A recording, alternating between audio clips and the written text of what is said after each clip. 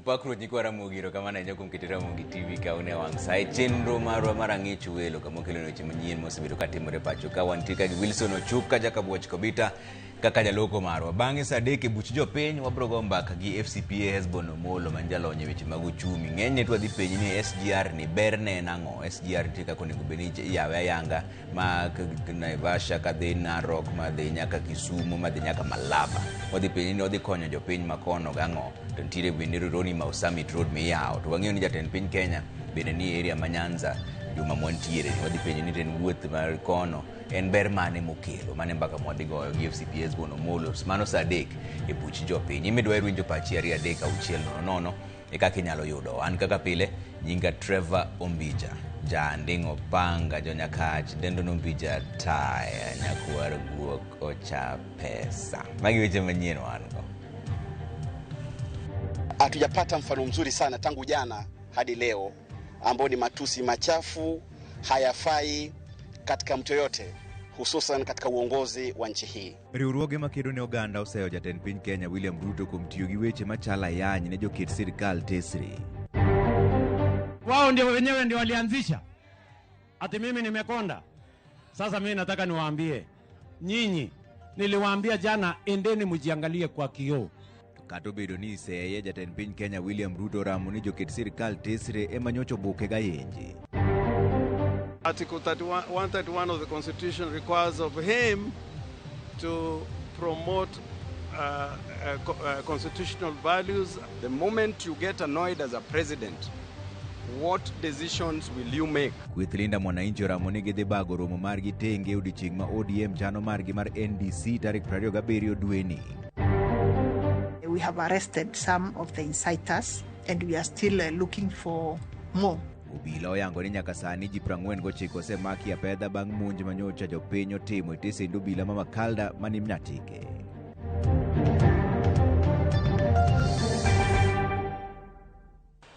Nero kamano, jatend piny Kenya William Ruto dok ne weche manyotiyogo koseyogo jotelo makito sirikande tesre weche manyaka sani medo kwedi ni gin mochido. Ruto manoloso kapod en yimbo mar Kenya owacho ni josiasa go emanyocho buke ga yenje. Jafombo mar Walter Nyambaga lero nowacho. Ati Kwisero mnasemaje?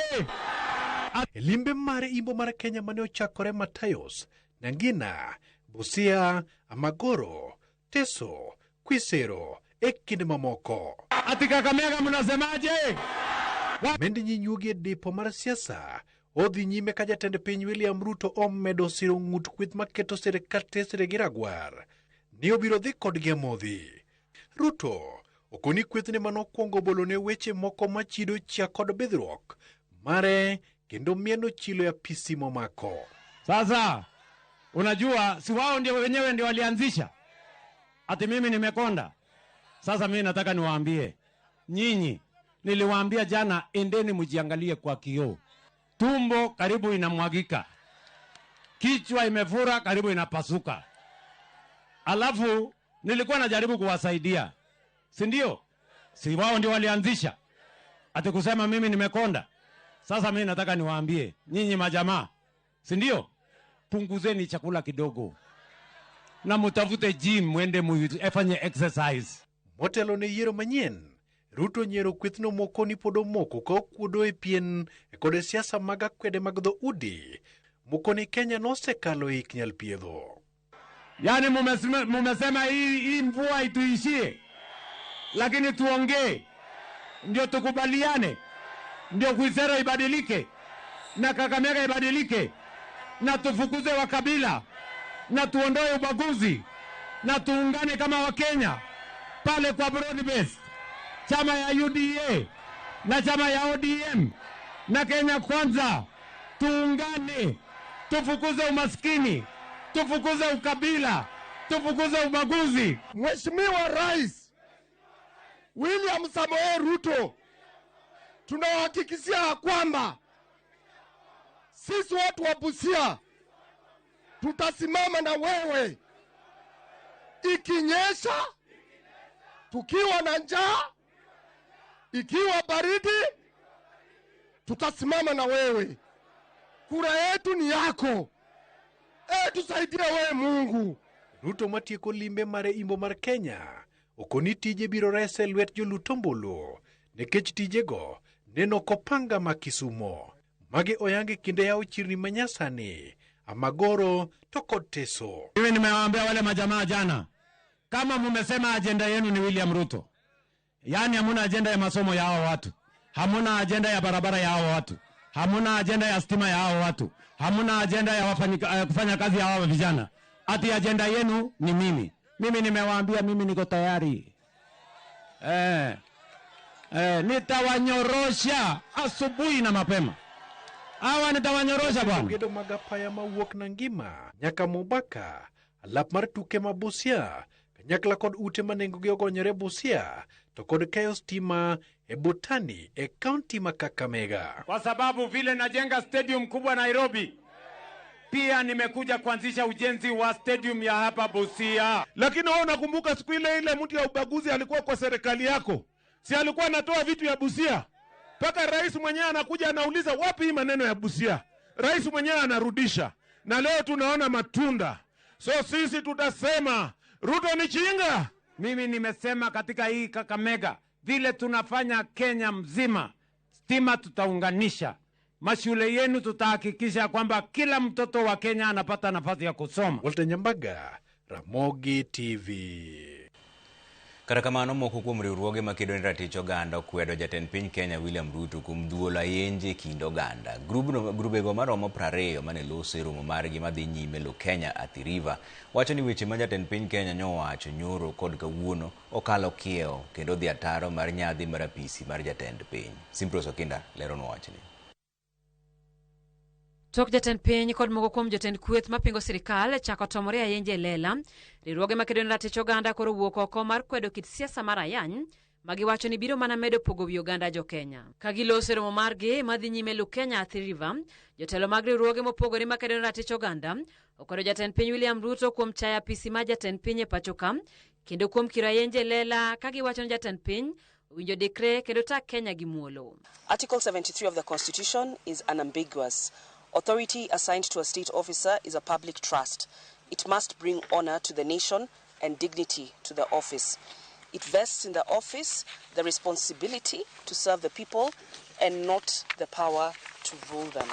Kotele ko jatatije maduong' mar Inua Kenya ni sisi Laktar Kawive Wambua, jotelo go wacho ni thuolo mar kedo ne ratich oganda e pacho ka sani ong'wony kendo onge ng'ama dewo ratich oganda jo Kenya. These actions include abductions, illegal deportations, surveillance, intimidation, interference with places of worship, and the spread of digital misinformation, including AI-generated content.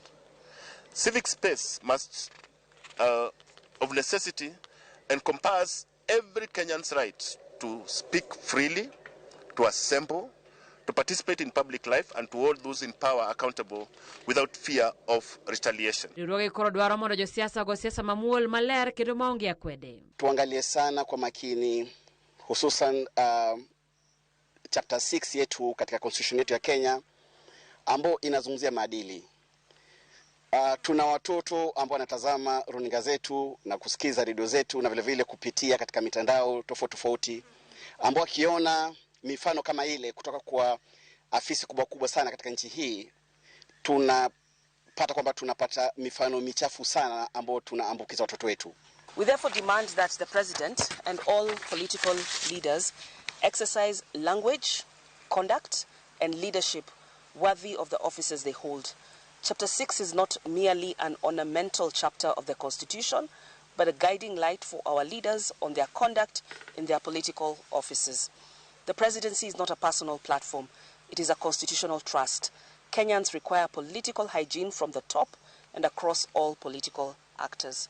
Kamano bende giparo ne apise mag sirikal mondo titije gi yo mowinjore ka giywak ni thoth apise mano chwe mondo chung kar kendgi sani siasa odonjore kendo weyo jopiny gi midhiero. Article 94 vests legislative authority in Parliament on behalf of the people, not the executive, not party whips. We therefore demand that Parliament defends its independence without apology, rejects all legislation pushed through without genuine public participation, pass campaign finance reform before 2027, and exercise their oversight mandate with courage. To the President and the Executive, we demand that they conduct themselves with the dignity that Chapter 6 requires. End executive interference in independent institutions, cease any support, any direct or tacit support for groups fomenting regional instability, redirect the nation's resources towards health, education and youth opportunity and other pressing priorities for Kenyans. The State House budget cannot expand while hospitals collapse and classrooms overflow. Magitimore kine ma jatend piny limbe mar Imbo mar Kenya kawuono omedo dwoko moko kuom jotelo manoyanyo odiechieng' manyoro. Simfrozo Kinda, Ramogi TV.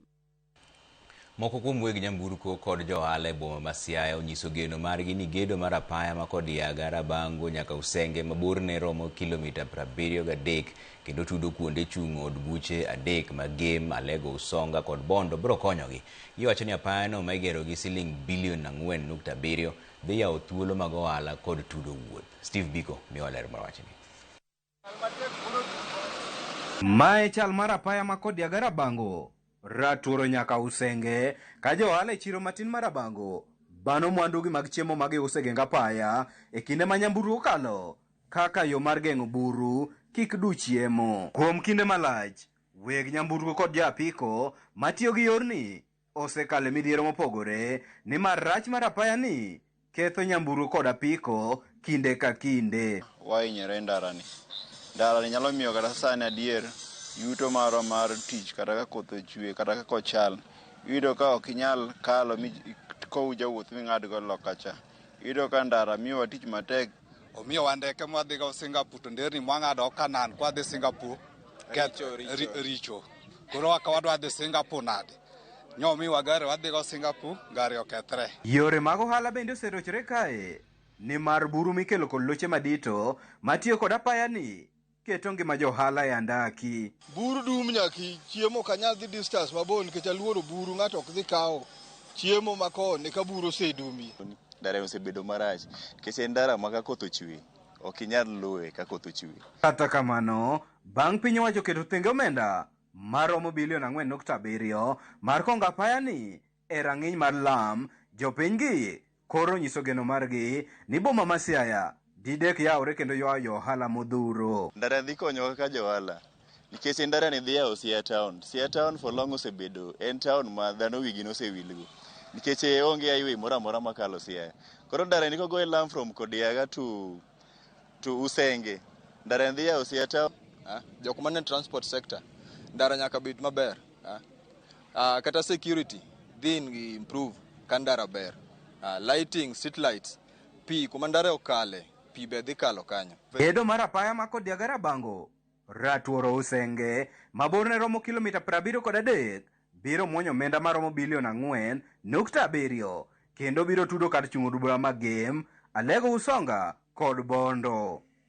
Komachielo, apaya mang'iya Kobare, Malele maromo kilomita 35 to biro muonyo omenda maromo bilion 2.2 e kinde ma apaya maboro Hawinga, Uwasi maromo kilomita 25 to biro kawo omenda maromo bilion 1.9. Kwayo margi ne piny owacho en mondo keto kenge mong'ith mar neno ni weg orak ok otimo tich moyothore kae kata bolo tich piny kapok tich orumo. Ken gima idhi los to los e yo moro mowinjore to wane kik bed gimoro mabiro chung' kech milion mowesewinjo ni ogolo bilion 4 obed manogole to mi jogo tiyo los ndara to kolos to wabiro gone ker maro erokamano kuom tich matek mero tiyo mwaneno ndara. E kinde mirito mondo mi piny owacho ochiw thuolo mar orak ne contractors mopogore mar gedo mar apaya ahinya to mawuok Kodiaga kendo kalo Rabango kochiko Usenge, jodak e kaunti ma Siaya onyiso geno margi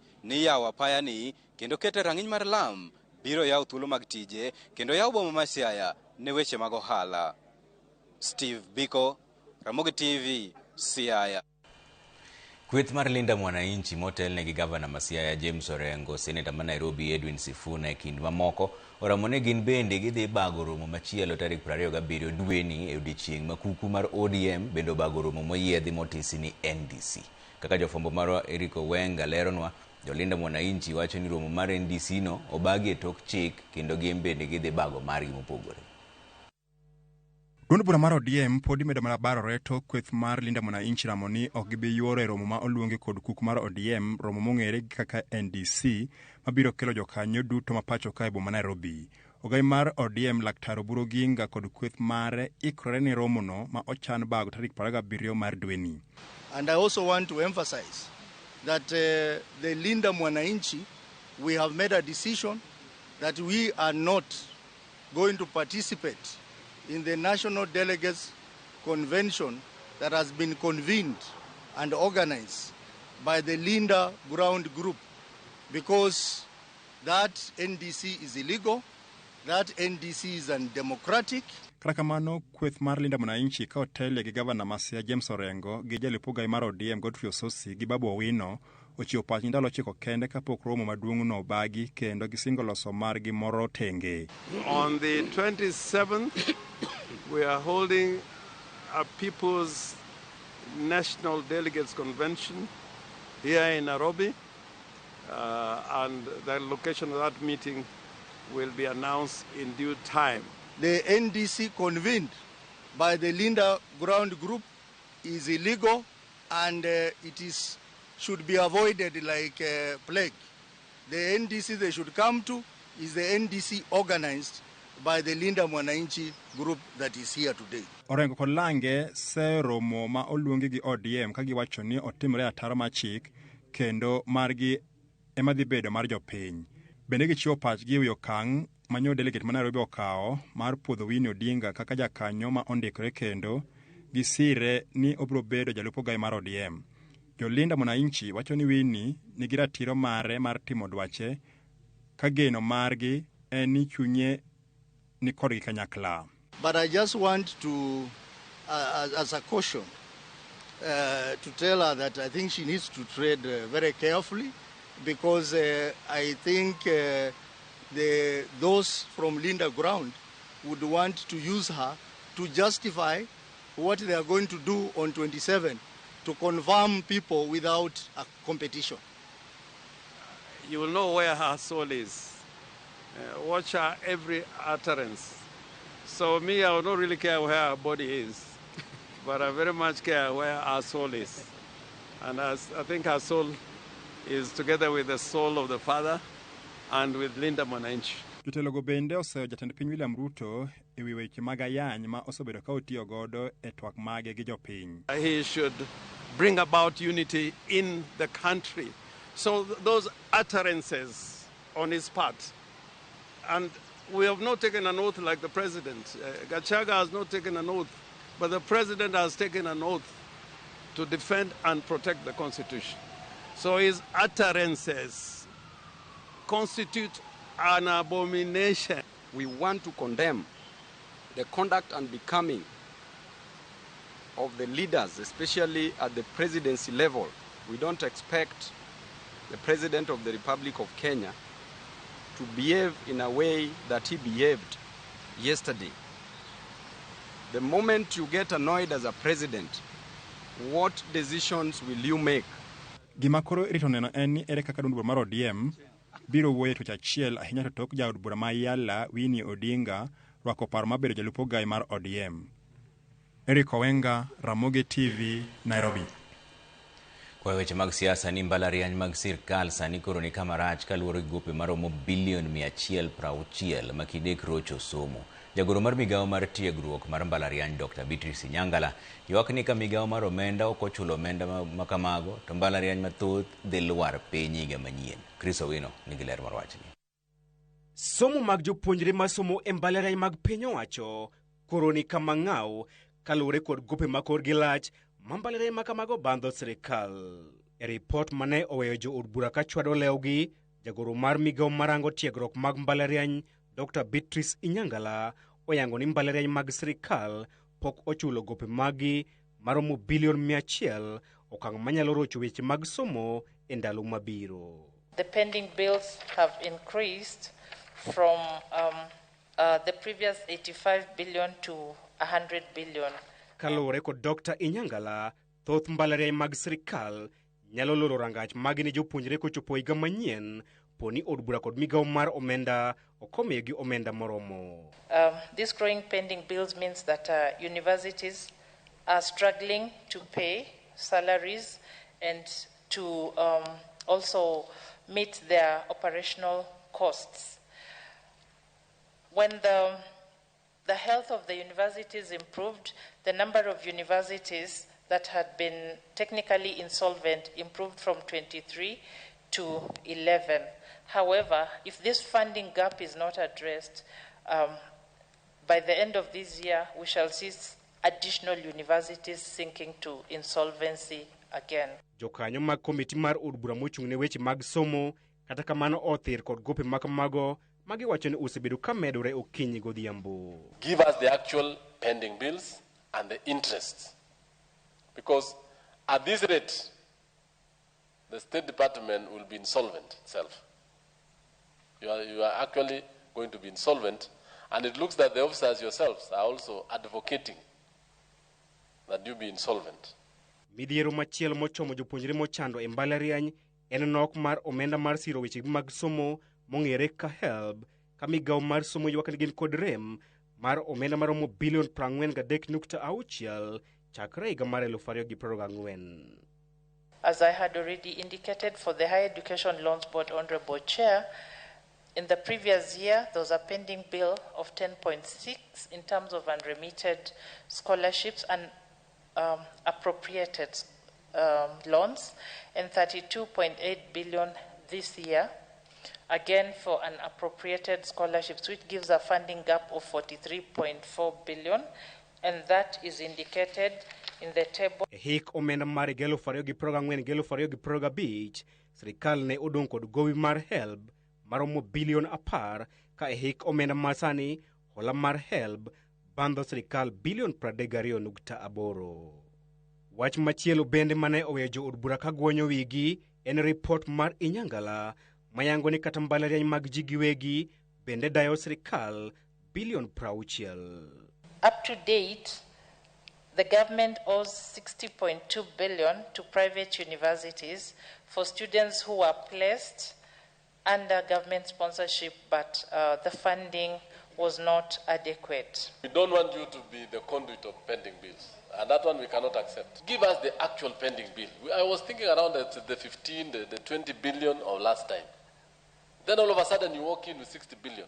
You know, that's why we are not going to accept what you are telling us. Jo od bura penjo gimomiyo sirikal pod dhi nyime kod siro somo jopuonjre masomo e mbalariany mag ji giwegi kata odoko ni mbalariany mag sirikal to thoth e pacho kae. Bad migawo mar somo mochung'ne ute tiegruok mamalo onyiso luoro margi ni thoth mbalariany mag piny owacho nyalo dhi lwar piny kod sianda gi higa manyien poni piny owacho kotieko chulo gope ma ibandho gi kod mbalariany makamago. Chris Owino, Ramogi TV, Parliament Buildings, Nairobi. En fuong'ruok ne jatend migawo machon Rafael Tuju bang' doho chungo pecho mar mwandune makar timo ohala mar Dari Business Park mani Karen boma ma Nairobi ka. Kambi mong'ere kaka Ultra Eureka Limited osebedo ka wacho ni en negi ng'iewo kar timo ohala no kaluwore gi pecho manotimi higa mar 2024 bang' gino ma Tuju osebedo ka kwedo. Lidio Keyo nigi ler mar wachni. Bang' ywaruok ma osebedo e kar timo ohala ma Dari Business Park mantie Karen e boma ma Nairobi, kar ohala ma en mar jaod bura machon mar Rieda Rafael Tuju, doho koro golo chik mondo mi kik pe mwandu mag Tuju kapod irito tiek bura e wi ng'ur ma ochwalo. Kar timo ohala no osebedo e bwo arita mager gi obila ma osebedo ka odino ne Tuju oko kaluwore gi mano ma kambi mar Ultra Eureka Limited wacho ni ne ging'iewo kar ohala no kendo gin kod oboke manyiso ni kar ohala no ne osewuok e lwet Tuju, gino ma jatelo no to okwedo. Bang' dhi e doho e wi wachno, kambi no yango ni ne ochulo omenda maromo siling $450 kendo yudo oboke manyiso ni mwandu no osewuok e lwet Tuju kendo koro en margi. Kambi no nyiso doho ni tarik 10 dwe mar adek higani, kweth moro masiro Tuju mano oting'o gi lweny nomonjo kar timo ohala no kendo hinyo jachiw arita mane kambi no keto e ranga kar ohala no. Gimedo ni obila ne ochopo mar kweyo tulo no kendo kwayo giduto mondo mi gichiw oboke manyiso ni gin e weg kar ohala no.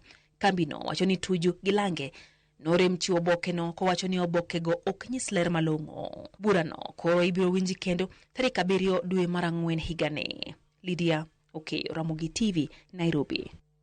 Bas wadhi yuyo moro machuok kudogo bang' dakika matin tano kuseo rote maru Trevor Mbija Ramogi ler kendo waneno habari ka wano Daily Gardens Kisumu imoso na Honorable Rose Nyamunga, Honorable Rone MP Kisumu Central kod Governor Nyong'o ma John Onyango from Owiti Foundation CBO. Trevor and Bishop Isaac Wood Alwatch kane sakwa Nyambuda Bondo agoyo mus ne joka Osera Buong kuom tho mar Michael Odongo Osera manu yo Manaya. Trevor and Bishop Omondi Tiche mus na jaoda Maero Sara Tieno gi Archbishop Odhiambo Gora gi Bishop Omolo Olongo. Oimore Trevor jo ODM nigi dang'ni mar manyo mbi gikone to Trevor ODM biro mana bedo kamoro achiel kaka jopiny dwaro. Mos na Super CS John Mbadi gi Director Roblin Goje Anokelo Alwatch Jakiranda. Erokamano Ramogi party mar ODM Linda Mwananchi ema nigi oganda mathoth e pacho ka ndiye moloyo kuom mano omanye mapiyo mondo giwinjre mano MOJ. Machielo bende nitiere ka ndiye ka umos mar jo Agoro Kibogo mani Nyakach mano Banda Wycliffe. Erokamano ahinya kuom ote mari. Na machielo bende Trevor Irio nade Ramogi TV ler asiro dongruok madhi mbele Kaluo County Government Masiaya onego chul nurses Uburu to e party leader Mosno jo Yala Township tema Kevin Omondi wuod Nyalego. Bas waduogo bang' dakika matin kikidhi mabor ahinya.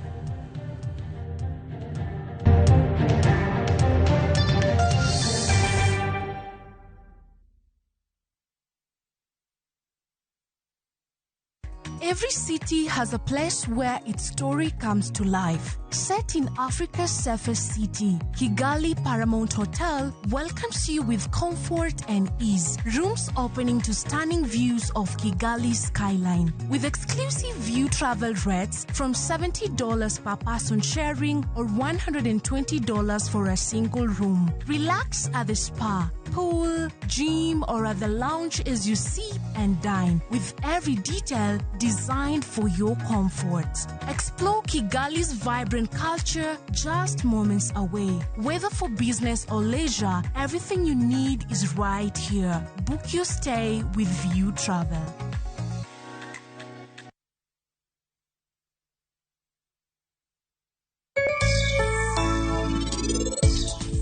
Washington dongo eno dongo to en gi pende mae outward sign buido ken gi pende kidwa ng'e kapo ni ng'ama ok ong'e tibuido ken gi pende to ng'eny gi pie iye.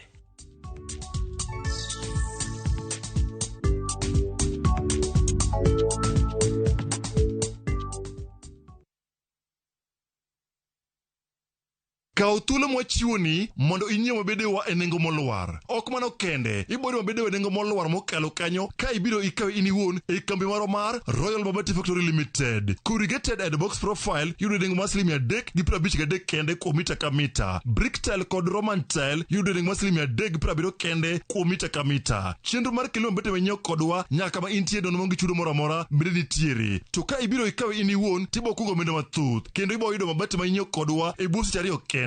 You are told Sunday Namar 0722638383.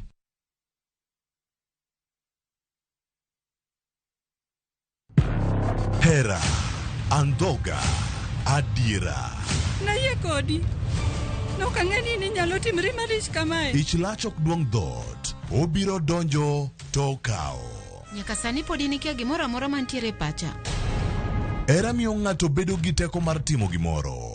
Kendo nyalo lokore pap mar lweny. Odni opong'o mana hawi marach lilo. Makruok gi ng'ato nigi nengo mare. Ing'eyo gimarach kodi en ni onge ng'ata piny kama da bedo gi wat kodi. Oromoniti. Remo biro yiero bedo korka ng'a.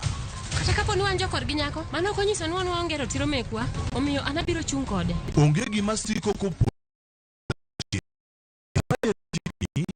moko duto wang'. Sajukira chief en ng'ata chiel. Wae donga wache dier. Parineti. Wuok tich nyaka ngeso. Saa 2:15 otieno.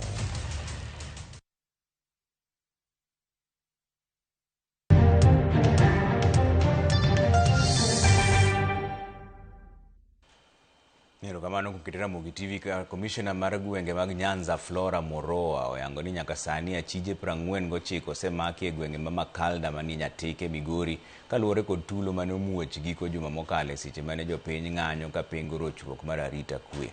Moroa wacho ni apedha mar arita kwe pod oridore e gwengego nyaka maki achije duto manyocha omonjo stesend obila ma Nyatike.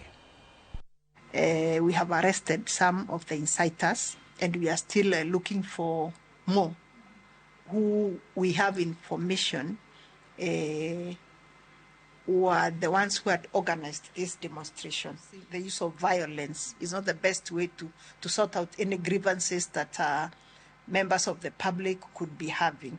Because what I was able to gather after visiting that place did not warrant the kind of destruction, burning of a police vehicle. In fact, currently we do not have enough police vehicles.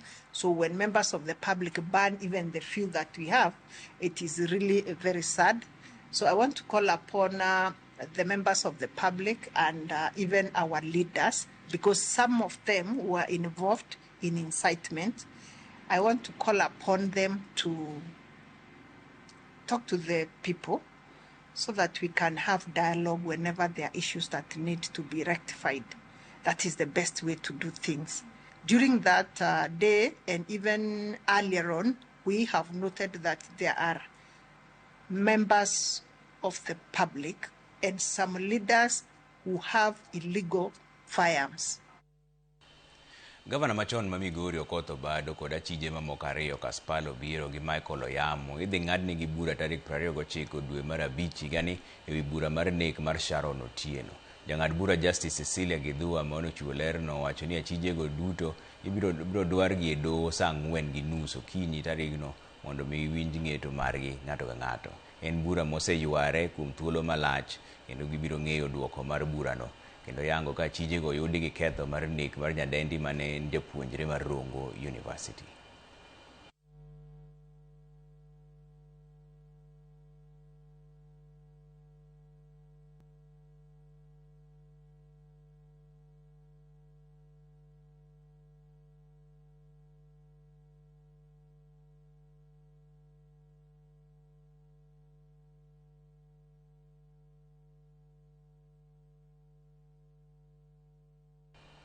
Obila maromo 215 mag piny Kenya gikone oduogo pacho kaendi bang' bede piny Haiti kuom dweche 18 e chenro mar kelo kwe.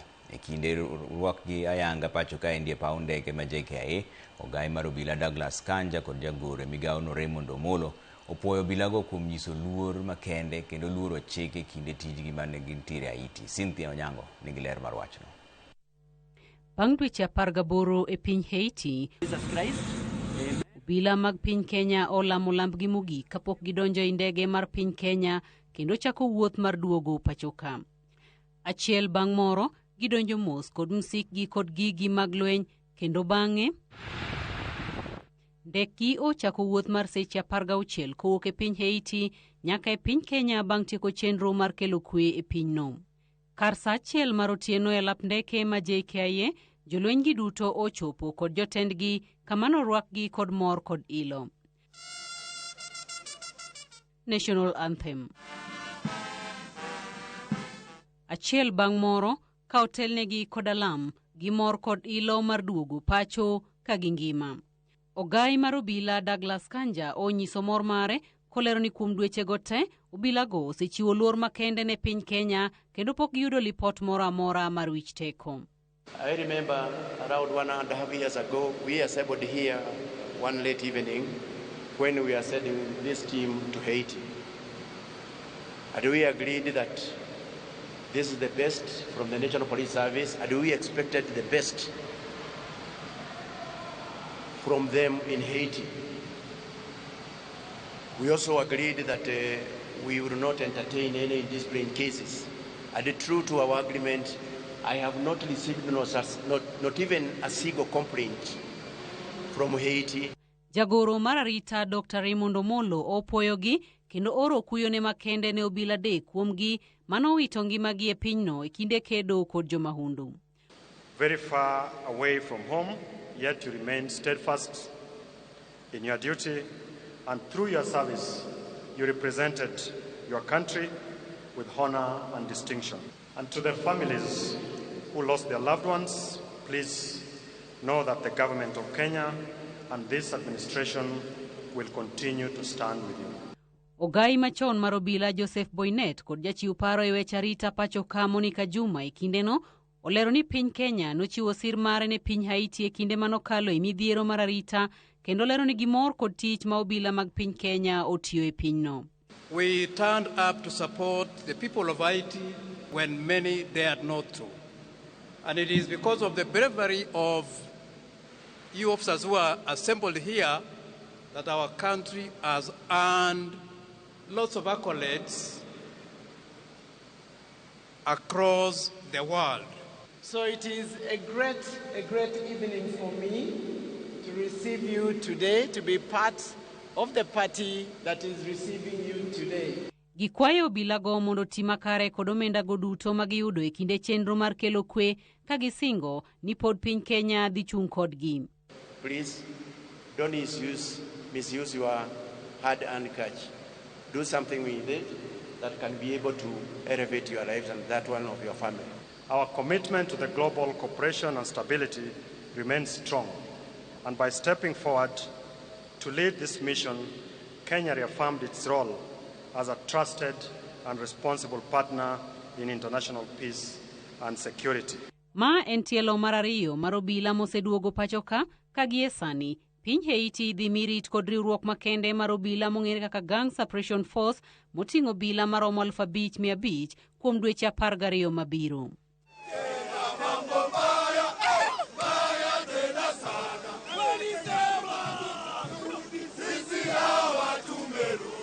Cynthia Onyango, Ramogi TV.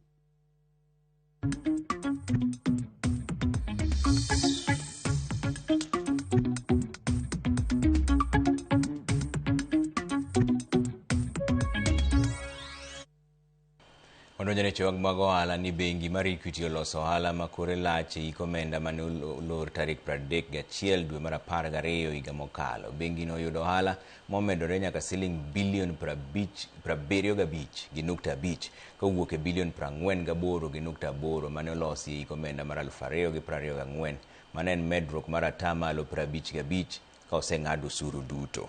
Duoko maberno iyango ni biro kaluwore gi okenge mag tend bengi no mosebedo ka bero ohala gi mag lokruok kaluwore gi chal mar lwasi mar ohala, okang' mar yaro badgi malach e gwenge buora kod bedo gi yore mathoth mag rwako pesa. Board mar Equity koro yango ni gichano keto maromo siling bilion 21.7 mar chulo mbalang' kata dividend gi dho ngere ne jogo manigi shares magi e bengi no. Mano en siling 5 gi otongula 7 kuom share ka share.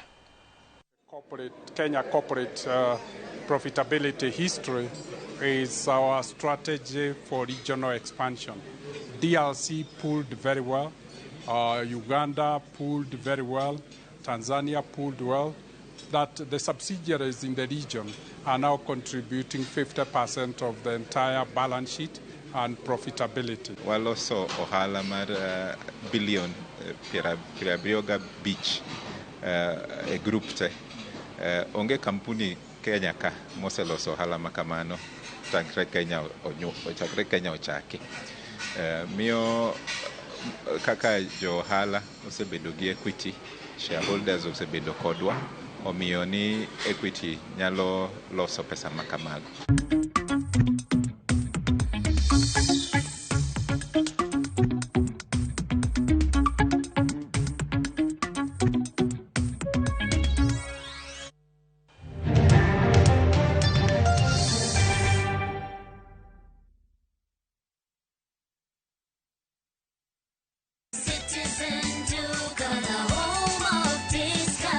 Citizen Duka inawatakia Ramadhan Mubarak.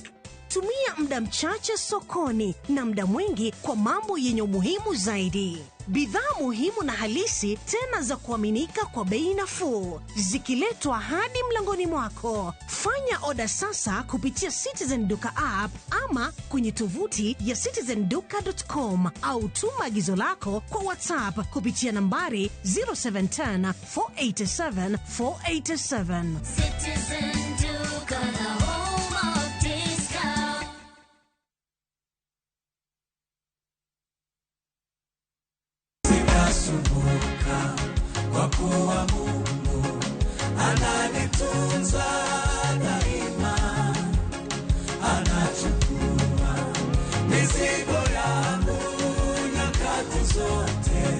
ongeza mwendo, sijaikona nyingine siku. Kupata wimbo Sitasumbuka, iwe sikiza tuni yako, bonyeza *860 *413 hash. Sikiza na Citizen ni nyumbani kwa wasanii wote.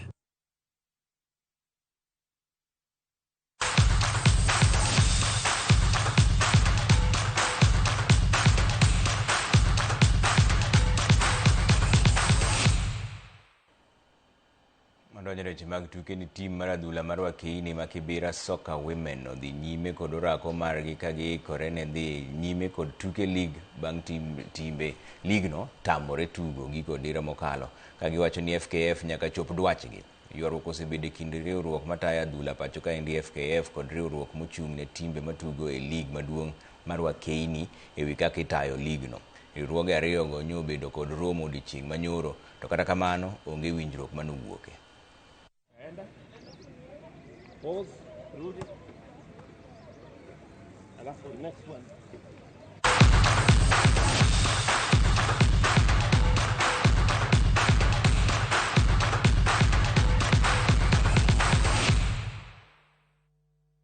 Weche chenro mar Marang'ich welo kanyo ntiere ka gi Wilson Ochuka, Jakabuoch Kobitan kaka pile nyinga Trevor Ombija, Janding'o Panga, Jonyakach, Dendon Ombija, Taya, Nyakwar Guok, Ochap, Mesa, Wanere Sendi.